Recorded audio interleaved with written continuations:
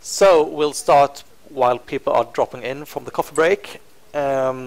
So welcome back to our second session about housing markets in Sweden. And as before, we will have first a presentation from the Commission and then a panel with a panel discussion and questions from the audience in the end, of course, as well. So first, I will welcome Mr. Norbert Gaal, economic analyst, I think is your title. Excellent. From the European Commission, from ECFIN, of course. So please, about 10 minutes about the housing market challenges in Sweden. Good morning to everybody. Many thanks for the invitation. It's always we come every year, try to present the country report and have a bit of testing our views and our analysis, what the general public thinks about it. Of course, we are also, when we are collecting data and we are collecting information, while writing a report, we are meeting with 20, 50 relevant counterparts from all across Sweden. So we try to put all the information we receive, that we have our own economic models, economic analysis. But this is a very good opportunity for us to get a feedback on the final product. I will be sitting on this side or standing on this side so that you see the tweets as well. So that's why I was changing position. And I will be talking about the housing market challenges. And well, I have to say, I mean, the topic is a challenge itself because it has been so much discussed, researched, analyzed, so many commissions, committees, and so many, I mean, brain power has been put in this issue that it's difficult to say something substantially new, I mean, from the Swedish point of view. Also from the Commission point of view, this housing market and private indebtedness has been an ongoing issue. So these indicators have been flashing for us, and these indicators, we were always looking a bit deeper what's behind. Was it really an imbalance for the economy? What's happening there? So what we also try to do every year to have a bit of different aspects of the housing market to analyze. For instance, last year we were much more focused on the potential overvaluation of housing markets, of house prices, so we were developing a few econometric models to see what would be the impact of a house price collapse on the macroeconomy. This year we try to shift the focus a bit and we try to bit more focus on the housing shortage and what migration will bring on the housing market in the short, medium term. So my presentation will be a bit also from this aspect as well. If we look at the surface, house prices have been growing almost uninterruptedly in the last 20 years. So it's on the picture, it's like the Swedish economy. It's booming very well. Everything is doing perfectly fine, while other countries have been struggling since 2008 with their issues of housing bubble and the burst of the bubble and the macroeconomic consequences. In Sweden, basically, the real house prices have leaped like almost 40% or even more since 2008. The growth is accelerating gradually. Last year, Swedish house prices grew among the top 3 in all OECD countries. So it's one of the most, it's the record level of growth from already a very high level. But of course, what we argue and what we see in our results that despite this very rosy picture on the top, there are fundamental imbalances. There are fundamental issues in the background that has to be looked at. One fundamental issue is, of course, whether house prices are overvalued, because if they are overvalued, then we think there is approximately more than 20%, according to our models, that cannot be explained by the fundamentals only. That could make the economy more vulnerable to shocks. That was also the discussion in the previous panel. And the other issue we are looking at, and that's also the most pressing issue, is housing shortage. Why we are interested in housing shortage from the Commission point of view, because it doesn't seem to be a macro issue, but if there is not sufficient housing, that could prevent labor mobility, that could prevent the effective integration of migrants, so that could have a long-term consequences of economic growth. So this is also an issue we are particularly interested in. I think this is a slide also that and the topics that have been discussed quite severely also in the previous panels, but a lot of the arguments are made always that the fundamentals are so strong in Sweden that it's absolutely normal that house prices are growing to that extent, and to some extent is true. There is truth in this argumentation, because if you look at the main drivers of house prices in Sweden, they are either in the lead or in the top 3 of all the EU countries. So if you look at the underlying demand, the structural demand, The population growth is one of the strongest in Sweden and all the EU countries. The disposable income growth has been one of the strongest, if not the strongest, in all the EU in the last years. Of course, there are very strong urbanization trends. Stockholm is the fastest growing city in the whole Europe.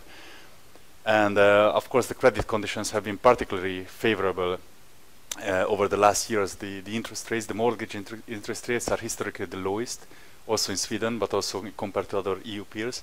There is a very long maturity of mortgage loans. So in other European countries, mortgages are repaid usually in 20, 30 years. While in Sweden, it's not impossible to have more than 70 years of non-amortized loans, even in current circumstances as well. And there is a high proportion of variable interest rates. This also helped Swedish households to pay less. Even the debt was rising. Their monthly payments compared to the debt has been decreasing, so they could take more and more bigger loans in a sense in the last years. It's also Sweden is particular in the sense that the variable interest rates are true variable interest rates. For instance, a lot of other EU countries, the variable interest rates still have a cap, so they could move plus minus, let's say 2%, 3%. So they are variable within this extent, but not, cannot be, for instance, that extent that is Sweden. And of course, the taxation system is very supportive to home ownership. According to our measures, then the Swedish taxation system has the most of the support for purchasing houses. It's coming from the very low recurrent taxes, which is around 1.2% in Sweden, compared to the EU average of 2.4%. And of course, there is a very high mortgage tax deductibility, which is now, I think it's one of the highest in Europe, because all the other countries have started to cut down interest rate deductibility. So all the factors, all the underlying fundamentals are Sweden excels, or Sweden is one of the strongest conditions for house price growth. So to some extent, it explains the house price growth. But we also believe there are inefficiencies, especially in the supply side area, that deserves closer attention, and that maybe prevents supply effectively reacting to demand.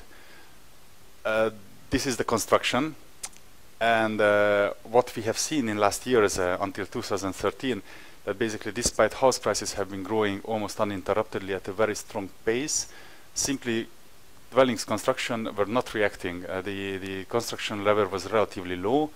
The building of new housing has been relatively low, and if we look at all the calculations of Boverket and all the other institutions on Tobin's Q, whether it's being profitable to build, actually in most regions it was profitable to build, but still there were not many constructions. Of course, to some extent it could be explained that the housing stock is very large in Sweden, so it's compared to other countries with a similar size, Sweden has a very large housing stock. But still, that the supply was not reacting to demand triggered also our interest. Let's say what are the inefficiencies on the market, and basically from the end of 2013, construction has been rebounding very strongly. So there are double-digit growth, but still the amount of new houses built, which is around 40,000-50,000, which is relatively high from historical standards. I think the highest from the early 90s in Sweden, but still doesn't match the demand. The ongoing demand, and of course it's not sufficient to reduce the overall housing shortage which has been accumulated over the last years. So we believe there are issues on the supply side that has to be addressed. As also in the previous panel was mentioned, the housing stock has been built, it's quite strong. Nevertheless, the demand for housing has changed in the recent years. And basically the new construction was not following that one. The demand now is in Stockholm, the main urban areas. So while maybe there is enough housing stock in the rural areas, but not enough housing in the main urban areas. So there is a geographical mismatch. We also believe there is a mismatch in housing needs. So there is more and more people, especially in the Stockholm area, looking for those kind of apartments or those kind of rental buildings, which is not available. And what we believe, the existing stock could be used more efficiently. It's a very large untapped opportunity in Sweden, we believe. And of course, new construction still falls of demand, so there should be still policy measures that could be help to raise housing, the new constructions even higher. Just as a last slide for a summary, what we were suggesting in the country report is address all these imbalances. What we have been arguing is the revising for tax incentives. So that has been discussed. For instance, mortgage interest rate deductibility has been always pointed out as a potential issue. There are many ways how other countries kept mortgage interest rate deductibility. For instance, there are also examples when it was kept in time. So for instance, in the interest rate deductibility is only available for 10-15 years. Then it doesn't affect young households. It doesn't. I mean, and it also incentivizes people to amortize at a higher pace. So, for instance, that is also one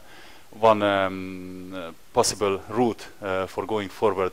For better use of the stock, I think the market, there are further reforms needed on the rental market. Especially, there are the current rent setting system works in many areas, but but has very dysfunctional results in many other areas, especially in Stockholm.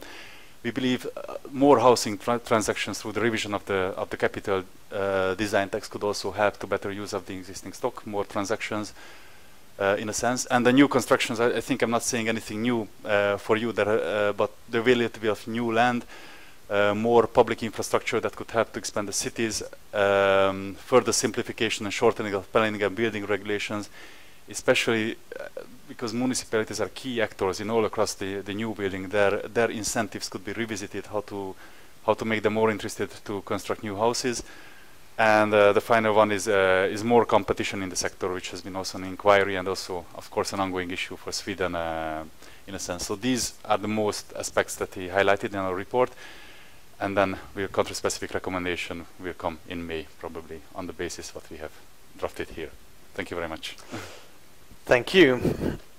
So I will welcome our panel up on stage. So please, we have Björn Hasselgren. Björn is research at the Royal Institute of Technology, but was also the secretary, I think, of Bokkriskommittén, one of those committees that has published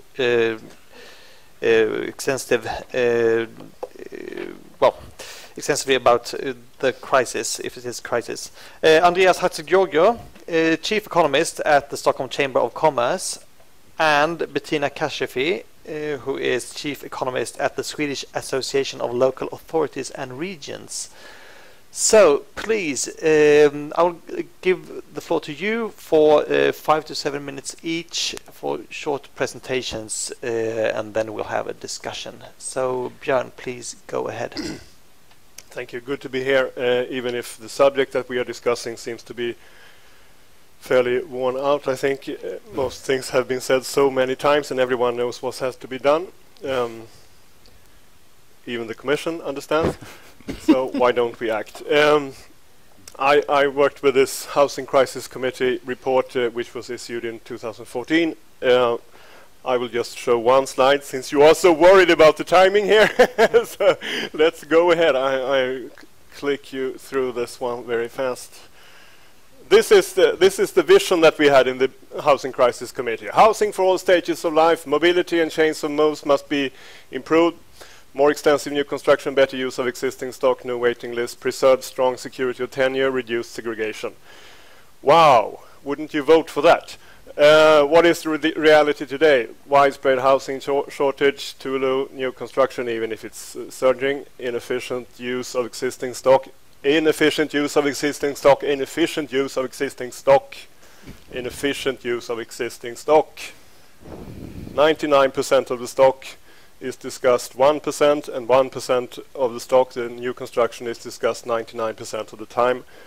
Why is it so? Too slow planning, too much regulation, political targets not met, tax policy that locks in, tax policy that locks in, tax policy that locks in. We have to have a combined reform affecting both supply and demand. It's necessary. You can't just work on one side because that won't work. So what to do? Increase mobility, change the Rent Negotiation Act, remove forced collective negotiation. We have a proposal for that. New flats should have free prices. Older flats, gradual price adjustment to market, and we have a model for that. After adjustment, rents adjusted in relation to CPI during a contract. We have a model for that. You have to keep a strong security of tenure. It's important in the Swedish system, we believe. If we should have a politically acceptable reform. And we believe that there is a need for temporary financial support to weaker groups as we change the system. And the committee said that we don't like to have social housing, but perhaps we could reserve flats for municipal housing in present and new constructed areas. Reintroduce a low property tax. Increase new construction. How to do that? Simpler and faster planning process. Everyone has said so. Less detailed plans. Everyone has said so. Reduce ability to appeal against planning. Everyone has said so. Reduce the number of specific local regulations. Everyone has said so. Open for initiatives from private construction firms. So this is the proposal. It's just to take it and to make it. Everyone knows that it's necessary. And that is our proposal. We have discussed it a lot, and there is a discussion going on right now, everyone knows, in the political scene. I don't believe they will come up with anything new. Do you? So probably we will have this seminar in 5 years' time again. But this is our reform agenda. It's completely necessary to do most of these things immediately. Everyone understands this. Thank you. Thank you. Very much to the point. Andreas Hatzigeorgiou, please. Okay, thank you. Before I start, okay, so my name is Andreas Hatzigeorgiou. I'm the chief economist at the Stockholm Chamber of Commerce. Before I begin, I'd like to extend a thanks to the Commission for a very comprehensive and actually interesting country report. It is true that much has been said already, but I still found the country report interesting and actually included a lot of interesting perspectives as well. So in commenting to the country report in regards to the housing challenges that we face, I thought I'd ask 3 questions and provide some answers to those 3 questions. The first one being, why is the housing crisis, and I do use the word crisis because looking at the housing shortage that we have and the problems that we do face, I say that we have nothing less than a crisis today. Why is it so serious in terms of growth and jobs in Sweden, and how does it interconnect with the way the economy of the capital region works? So the second question being, what can we do to solve the crisis, or at least mitigate it? The third and the final question is then perhaps the most pressing one: how do we do this?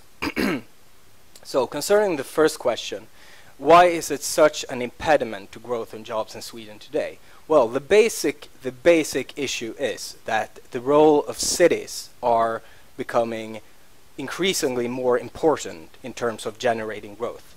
We've seen this globally and we've seen this nationally. At the global level, it's the case that a fairly small number of cities today and in the future will generate the majority of growth that will come about. So one projection conducted by the McKinsey Institute in Washington, D.C. says that, okay, 600 cities, that's a fairly small number, 600 cities will be able to generate more than half of the growth at the global level until the year 2030. So the role of cities is increasing globally. Back home here in Sweden, we see the same trend. So a quarter of the Swedish population lives in Stockholm, but the capital region generates more than 30% of national economic output. So the role of Stockholm is increasing back home here in Sweden as well. So the case now is that we have a growth momentum. But the housing crisis is holding that momentum back. We're not utilizing the full potential of the capital region because of the housing crisis. In combination with the refugee crisis, this actually creates big hurdles for Sweden and the capital region today and in the years to come. So that's the first question. It is important. It is an impediment to our ability to grow and develop. So for the second question, what needs to be done? Okay, so mobility, of course, has to increase. And the rental system that we have today, which really can be derived from regulation that were imposed during the Second World War that really inhibits mobility in the housing market. So that needs to be changed, of course. I mean, the current system really incarcerates people and tenants in their current homes, and that's a situation that we can't continue to live with. It's completely unacceptable, and unless that issue is solved, we're not going to be able to solve the housing crisis. So mobility needs to increase.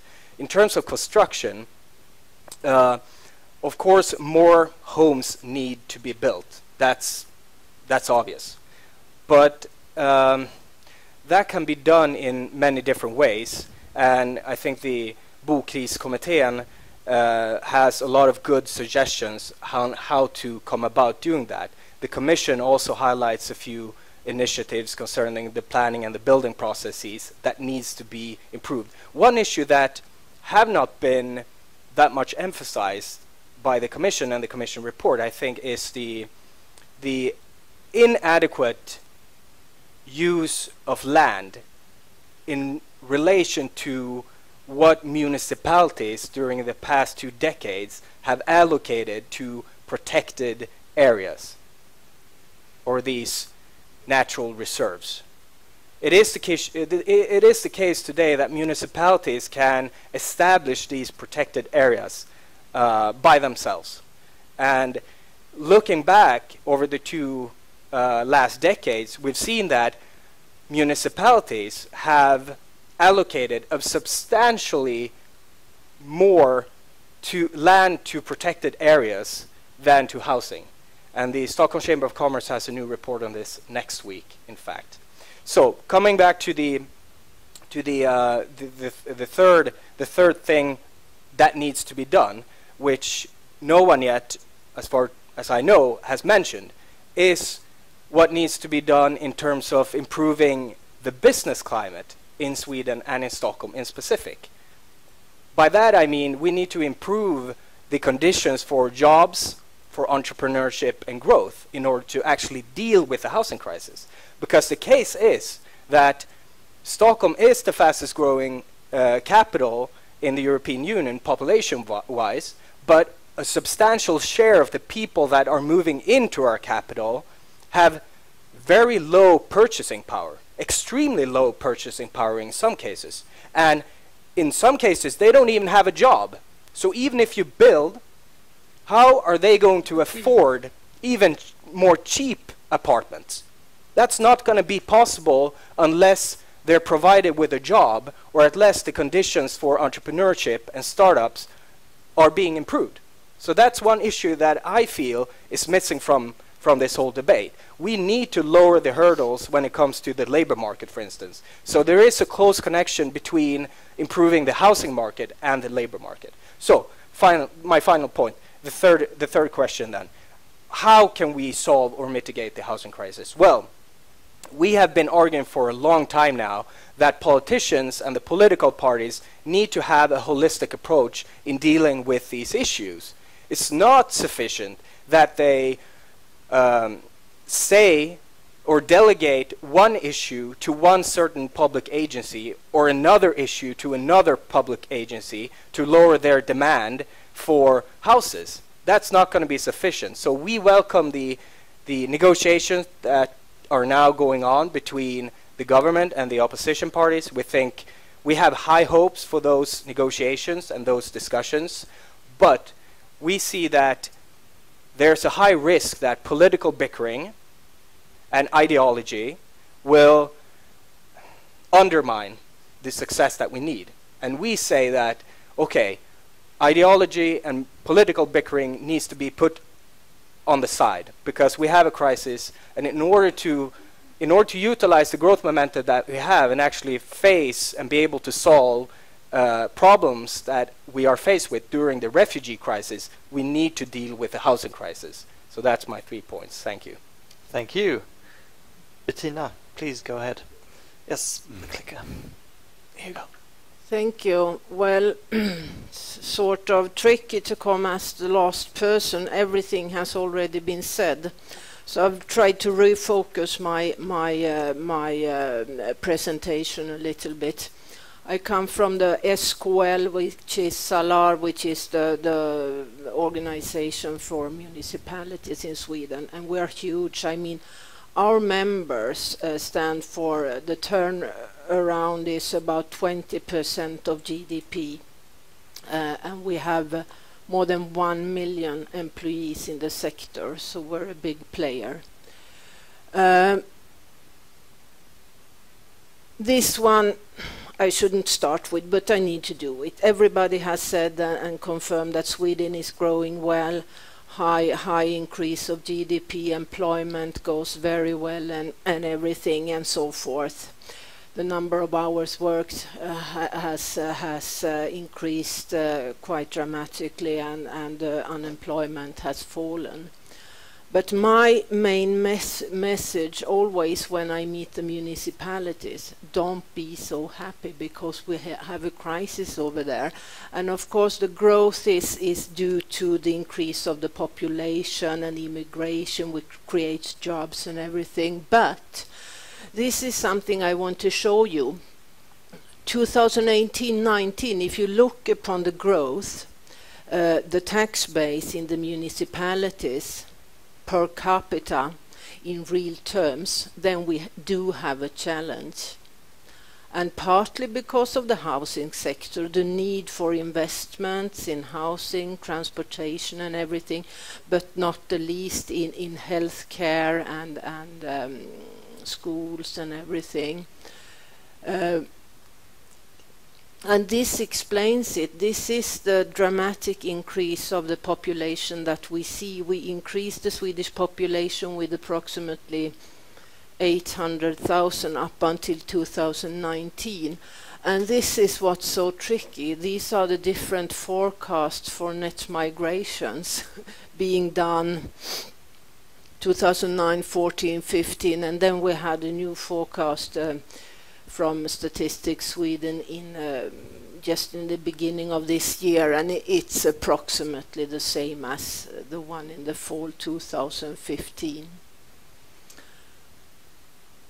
And of course, as has been mentioned here before, we have lots of asylum seekers coming to Sweden. It landed on 163,000 last year.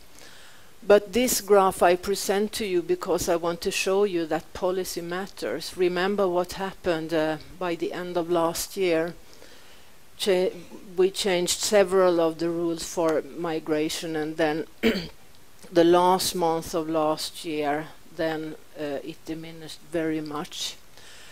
This is the last forecast for people that get asylum. These are the people that need somewhere to live once they have gotten their asylum. So it's approximately half of the number of people that seek asylum gets it in Sweden. No wonder we have this discussion at the EU level. For those far back here, this is some bars that shows the number of refugees in Sweden and the rest of the European Union per 1,000 inhabitants. 2014, Sweden had 8 per 1,000. Number 2 was Hungary. I doubt that, and fortunately I met Madam Ambassador here and I talked to her for a while, and Hungary registers everybody, even though they don't stay there. So I doubt that Hungary is number 2 here, but 8 per 1,000. And then I didn't bring the figure for 2015, but we have doubled it. So we have 16 persons per 1,000 in Sweden as after 2015. And the leading country when looking at Eurostat is actually Hungary, but that is not true. Only registered people. So, and Istvan was talked about the level of education and the challenge we have with low-skilled job, and I think that discussion has been stuck at the question of should we lower the minimum wage, should we introduce a law for minimum wages, and then there is no real good discussion on this issue. I think it's the most important issue that we have. Look, this is statistics from by the end of 2015. It shows the education level of the people that are at the public employment services, where you are for 2 years after you've gotten your asylum, and it is the education level. Look here, 33% have less than 9 years education. A few of them cannot even read. And then, of course, we have a good bunch of those with good education as well, and a gang in the middle. But this is a challenge for Sweden. We have traditionally had a very compressed education level with a very high level of the lowest level of education, and hence also we have a compressed wage structure.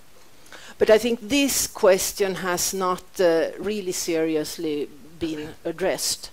And it is, of course, talking about the housing sector very, very important as well, because we need affordable housing. And that discussion is something I really would like to hear more of. These are the new constructions in Sweden, and we've seen that the construction has increased, and 48,000 and 53,000 we project we will have in 2016. But Boverket, what's the name of Boverket in English? The agency for houses, sort of. They say that we need 700,000 up until 2015. That means 77,000 houses per year, and we're only at half of it. And here we have, these are the population growth here, and compare that to the construction, newly started construction, it's not even half of it. So surely we have a challenge. And some recommendation. I don't have to go through this because it's mainly the same sort of ideas all the others have had, except that we have not addressed how should we meet the demand side for the poor people. Affordable housing, that is a big challenge. Thank you, Bettina. So, let's start with just an easy question again. Do we have a housing crisis, or is it merely a nuisance? I mean, I can, for example, I can find somewhere to live in Stockholm on Monday if I want to. In the second-hand market, I'll rent something second-hand. A lot of people can do that. Is it really such a big problem, or? I mean, it's not easy. You definitely told it to yeah, no, like I said, it is a crisis, and I think, with all due respect, you're not representing the majority of people that are moving into Stockholm or want to move into Stockholm. The system that we have completely excludes, and I apologize for my bluntness here, but it excludes hillbillies and foreigners, basically, because these people, they don't have the money and they don't have the connections needed in order to get a place to live that is more or less affordable. Yeah, Björn. I can only agree. I think that the dominant problem in Sweden and Swedish politics is that we have an unhappy love affair in politics and ideologies with the idea of this Swedish model. Nowadays, I don't think no one knows what that is any longer, but you can always say it. And I think that the important content of the Swedish model today is that we like to have insiders and we like to have outsiders, and we protect the insiders, and these are in the majority of the voting electorate. So I guess all the people we are sitting here, we are insiders. We are inside this house, and I guess we are insiders, and all of us have houses. We have nice cars and an education and kids who are doing well and everything. And we like it to be like that, and the economy is going well, so Why bother? So I think that is really the problem. There is no interest within the political system in changing this, and perhaps we don't have to even, because if we close the borders so no more people can come here, and Bettina showed we have done that. I'm sure that we can house these people in some way without having to change the systems, and I think that is the overriding target with politics and Swedish economy. Don't change the system. Don't change what we think is the Swedish model. It's impossible to understand why we don't do anything when everyone knows what has to be done if you don't analyze it in this way. And many people have said so as well. So I think it's quite viable. Most people who vote are doing well. That's good. So I'm not quite sure whether it is a housing crisis, even taken from that side. Why bother? Buy a new car. Do the others share this view? Is it an insider-outsider view? I mean, the insider-outsider problem. This is also, I think, a quite common picture of both the Swedish labour market and the housing market. Is this the main problem? Yeah, it is. Yeah. I couldn't agree more. No. Of course it is. If we have an outsider view on the insider-outsider problem. I never tried to buy an apartment in Stockholm, so I don't have the first-hand experience. Well, from macroeconomic point of view, what we see that it really hampers labor mobility. So it's people have difficulties to come into Stockholm, establish themselves. Also, the type of housing that they are looking for is much more squeezed, especially Stockholm, when so many rental apartments has been transferred to owner-owned apartments. So there is a geographical mismatch, and we believe there is a housing type mismatch emerging behind the surface. Björn, and then But I agree with you, of course, I agree with everything. But on the other hand, the economy is doing well. We have great inefficiencies in our economy. We have too many municipalities. Everyone knows that. We have a too large public sector. It's inefficient. We have an inefficient education system. We have an inefficient financial system. And we have inefficient infrastructure. And still the economy is booming. Why bother? I can't see really. Why crisis? It's a good land to live in. It's dark and cold like hell in wintertime, but you can take your skis and go to the Alps. So why should we care? So I must say, I don't believe that anything will happen, because people in general who are voting and who are paying tax, they don't see the problem. It's the outsiders, and they live outside Stockholm. I never meet them. They go on other commuter trains, or I walk because I live in the town. That is the situation. And then we have a lot of angry people in the countryside who have to see all these people because they take their houses and they live in the countryside, and they don't like foreigners to take over their countryside. And they vote on the Sweden Democrats. And probably they will have something like 20 to 25% in the next election. And that is a problem. But I think we can deal with that as well, because they are only 20%. So the 80% don't matter. So why change? Things are going well. Andreas? Well, I think that... Try to convince me. I'll speak to the audience and they can be the judge. So, 2 points. My first point is Sweden doing well. Yes, of course, if you look at the national accounts, here. Of course, that's the case. I mean, the Swedish economy last year, according to the new numbers, grew by 4.1%. When did that happen last? And 1962? That's 4 times higher than the historical average over the 4 last decades. So it's a substantial growth number, of course. And also employment is increasing. The problem, though, is that you have accentuating differences. If you go a little bit deeper, you are starting to see major issues in the economy. You have bottlenecks in the labor market. It's difficult to find people in certain sectors. No, there is. I mean, it's impossible to find a programmer. Of course it is, when the economy is growing by 4%. Let me just finish. I think that we're speaking the same language, so I'll just elaborate on my point. So we have certain issues in the economy that we're seeing today, that if we ignore them, they can come back and attack us from behind, so to say. So it's not sufficient to just sit back, lean back, and be satisfied with the growth numbers that we're seeing. In combination with the refugee crisis, I mean, this will create, even though the 160,000 people or the 80,000 that will eventually stay if you believe the politicians, this will come back. They will become part of the regular labor force sooner or later. That will make GDP per capita fall, especially if they're outside of the labor market. So I'm saying in order to be proactive, we need to solve the housing crisis, and it is a crisis. My second point, and it's always difficult to be in a room and try to stand out for politicians if you're not a politician. It's always a risky thing to do. But my sense is that the government and a majority of the parties have a genuine will now to actually do something about the labor market.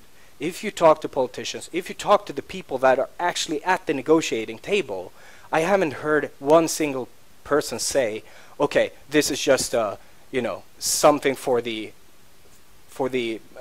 political debate. It's more than symbolism, I believe.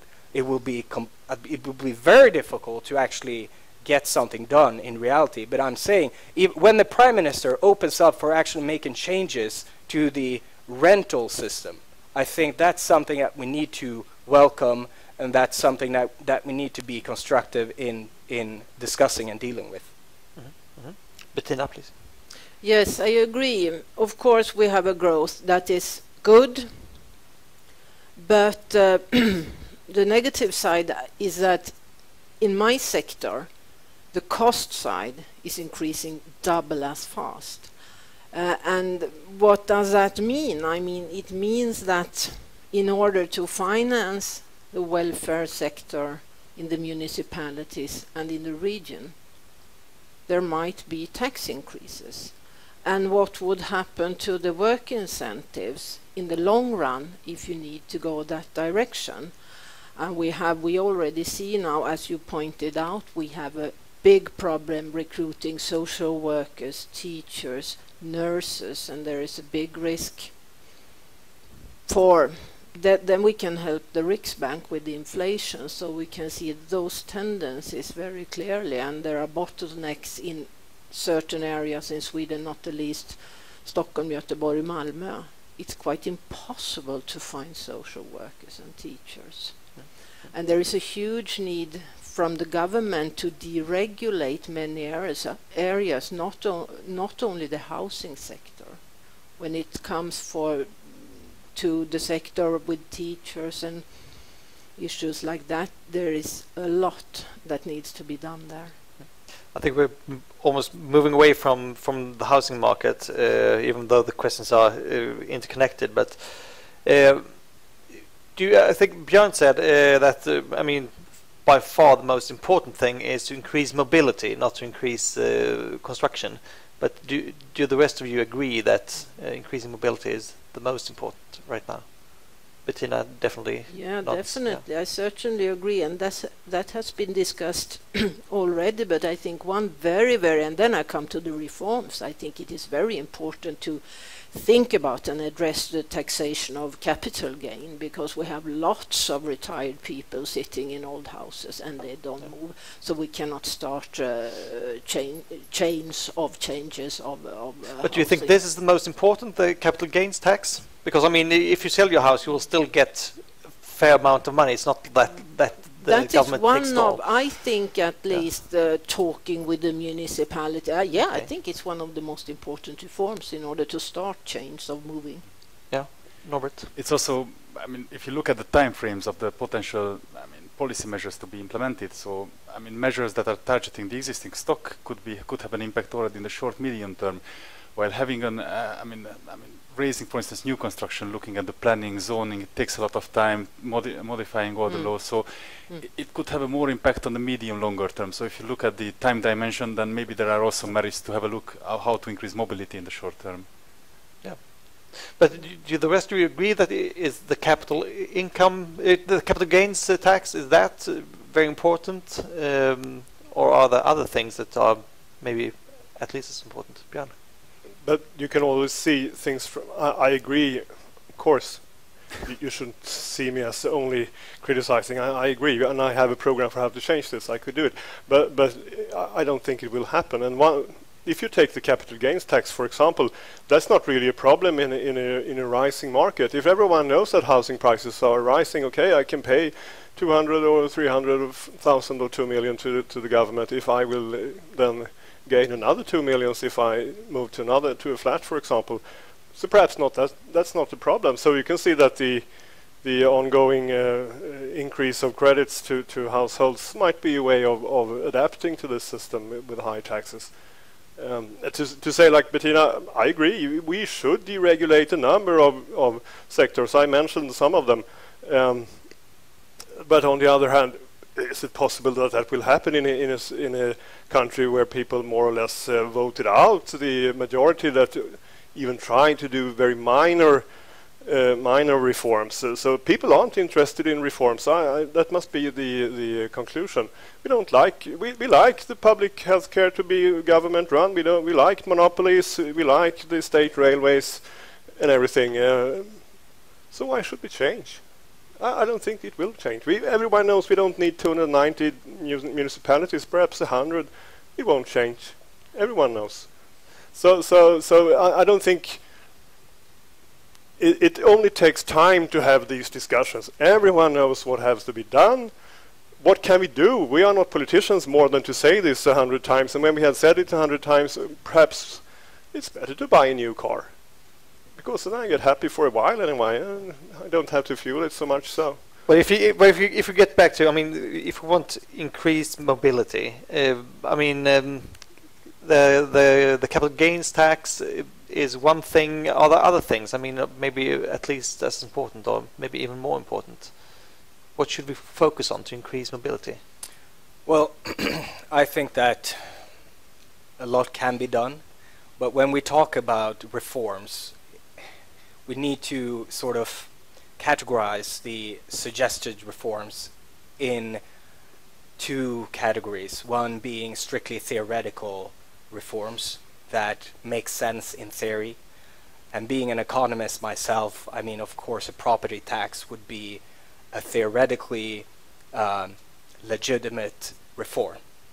Now, anyone living on this earth realizes that no politician would survive suggesting a new property tax. It's not going to happen. I mean, you hear the finance minister saying that, you hear the opposition saying that. So of course we can talk about, you know, how good a property tax would be for mobility in the Swedish housing market, but it's simply put, it's not going to happen. So we need to focus on things that are on the table, and especially those things that the people sitting around the negotiating table as we speak are inclined to listen to. And I think when it comes to tax issues, no one is really interested in doing that much when it comes to taxes. So I think that the rental system is something that we can continue talking about and how we can do that. And if we implement a more sensible system of the housing market, how can we mitigate possible negative effects by, for instance, increasing or adjusting the system of subsidies to low-income households? But you're talking about the rental market now. So yeah, that's, the rental market. But in the rest of the housing market, which is actually the majority of the housing market, I mean, to increase mobility for houses and apartments. Yeah, like I said, so property tax would be in theory a good proposal, but it's not gonna fly. So let's focus on what we can do. Okay. So you don't see any other options to increase mobility? I mean, of course, if you can lower the capital gains tax, some people might be more inclined to move, but I don't see how that would revolutionize mobility in the market, no. And you have to have the holistic approach, I think. You need to deal with, I mean, for instance, I'll give you a specific example then. So, there's a new suggestion on the table that would force households to pay off a larger share of their debt. Okay. How this suggestion is designed would create lower mobility in the housing market. The market which is based on not the rental homes, but the owned ones. Why is this the case? Yes, because the suggestion, the proposal that has been put out there, and the Stockholm Chamber of Commerce actually analyzed this proposal and we gave our opinion to the government, is that if you exclude newly constructed homes from this rule of how much you need to pay down your debt, that would in fact incarcerate even more people that buy newly constructed homes. So our proposal has been to limit this in time. So things like that. That's what you need to do. You need to reduce new immobility factors, and you can, on the margin, look at what politicians might be able to do to increase mobility. Yeah. It seems to be the case that they actually listen to you, because yesterday it was said in the media, at least, that they will have a 5-year Thank you for limit. mentioning that. I didn't want to brag. Yeah. So, but I mean, this is somewhat depressing, because I mean, the majority of the housing market is actually owned apartments or houses, and I think it seems no one here really believes that we have like a good measure to increase the mobility in this part of the housing market. Do you agree as well with that, Norbert? Well, I mean, what we always put as a disclaimer, it's also what Björn was emphasizing, that I mean the housing market should be viewed at its entirety. I mean, they are so much interlinked. If you adjust one issue here, I mean, it could have repercussions on the other side. So it has to be looked in its entirety. And what we highlighted in the country report, what could help better use of the existing stock, is further reforms on the rental market. Yeah. Of course, we cannot be shy away, I mean, naming the issues, I mean, despite knowing the political landscape. And of course, the revision of the capital gains tax could be also helpful. There are a lot of people, it was also mentioned in the previous panel, but especially older people who have accumulated large capital gains tax, maybe they are less eager to move to smaller apartments in a sense. And capital gains tax in principle should be to prevent speculative buying. So maybe there could be also some ideas how to redesign it. I mean, not particularly to lower, but maybe to redesign it in a sense that favors mobility. Yeah. But so then it's really in the other 30% of the housing market, the rental market. That's where we could make bigger changes when it comes to mobility. So what should those changes be? I mean, should we abandon the system of? I mean, we have a system now of really mandatory. What do you call it in English? It's you need to have collective bargaining. It's mandatory collective bargaining. Should we abandon that system, or could we reform that system? What do you think? I can say our proposal in the Housing Crisis Committee was to reform the system, to more or less, in practice, abandon it. Not to. Of course, if people voluntarily want to unite in a some kind of united person association where you bargain together, you can do that, but it shouldn't be by law. So that was our proposal, and it's of course important if you want to change that market. On the other hand, you can say, if you look on what is happening, there are different ways that the economy work. Since we have the political landscape that we have, and since I believe that we like it more or less, there are other ways that the economy works. So we have black markets and grey markets, and people are adapting to the regulations as they are. So I think perhaps it could be a case that the regulated rented market could be seen something like in the telecommunication area, the old copper net. Which is still existing. It becomes more and more irrelevant, and it's shrinking together over time. Perhaps that's a good reform idea. Don't change anything, let it be there. It's an old monopoly. It will, in the end, it will die from itself. And at the same time, the unregulated parts of the market is growing. So private homes and condominiums are growing as a share of the market. Perhaps that's the way how we can reform things in Sweden, and it doesn't have to be a bad thing. Perhaps it's our perceptions that are wrong. It might be that this is a good way of managing a country. We have had peace for 200 years. We are prosperous, and we like each other more or less, and we are consensus culture. So perhaps we should change things in a very conservative way, very slowly. Do you have strong opinions on should we reform the system, or should we find a completely new system? I think in again, in theory, we should abandon the collective bargaining system. It's not going to happen in reality, so that's why we need to reform it. Stepwise eliminating that hurdle to mobility that the collective bargaining system is. Well, I mean, if we do a reform here, I mean, any sort of reform, it might even be like black markets taking over and so on. They are doing. Yeah, they are doing, absolutely. What other measures do we need for some sort of social justice in the system, affordable housing, social housing, etc.? I mean, how do we manage a system if we have increasing rents? Well, just a short comment. Yeah. I mean, first of all, okay, increasing rents. What's the underlying mechanism that will drive rising rents? Of course, urbanization is one thing, but to me, it doesn't make sense at all that we're a country that is able to, have companies that come up with, well, you can always question the quality, but nowadays it's high quality furniture that you assemble yourself in order to raise your living standard at home. IKEA, of course. We have probably the lowest cost of furniture per home in all of Europe. Furnitures are way more expensive in Europe and other countries on average. Okay, my point here being, how can it be that we have the highest construction costs in Europe?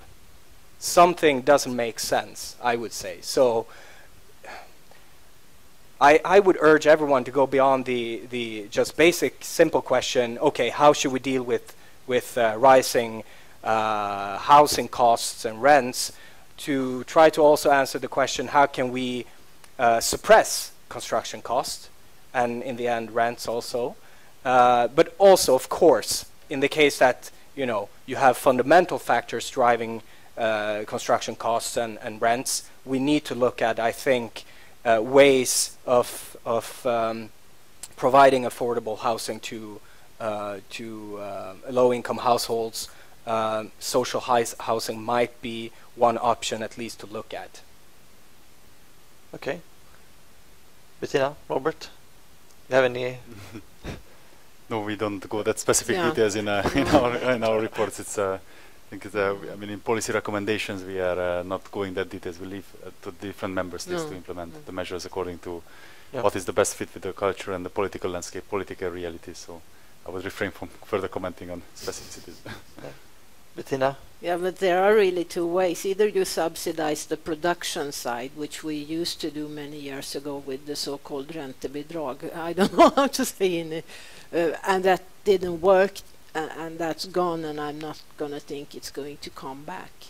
But I think the other way is just to subsidize households. I mean, the housing allowance is a very marginal allowance today, but it used to be more important, and I think that is a discussion that needs to be addressed again. On the other hand, it is very difficult because it generates marginal effects which sort of doesn't really strengthen the incentives to work. So it's always difficult, but I think that's what you have to sort of start discussing again. Yeah. I think we should have, we have still 10 minutes to go. Are there questions from, I still have lots of questions here, but maybe there are questions for the audience as well. Are you too hungry now for lunch to have any questions? Otherwise we will just continue the discussion here with my questions. Anyone?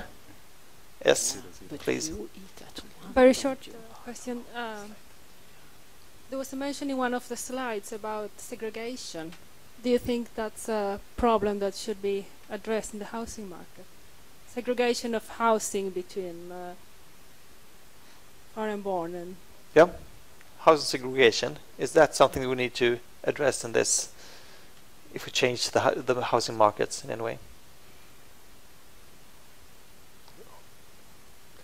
No one has any strong opinion on this. I think what is important is that if you have, you can choose. If people are poor and they can't afford the things that all of us can afford, you can ask, should we provide it to them by subsidies in different ways so they don't have to work and can get it anyway? Or should we change the systems and the incentive structures so that people actually have incentives to work? I think it's a better option to find ways to find jobs for people to work, to earn their own money, to build their own lives in the way that they like. This is a classical question. Right now I'm reading a lot of Erik Gustav Geijer, an important historian and professor in the 19th century. He was writing about this problem in 1839, 1840, a number of path-breaking articles discussing the poor laws in Sweden. What is happening in Sweden when we get a new large share of the population that are moving to the cities in industrialization, and low classes are formed? Should we provide housing for them in poor houses? Should we give them government subsidies so that they survive?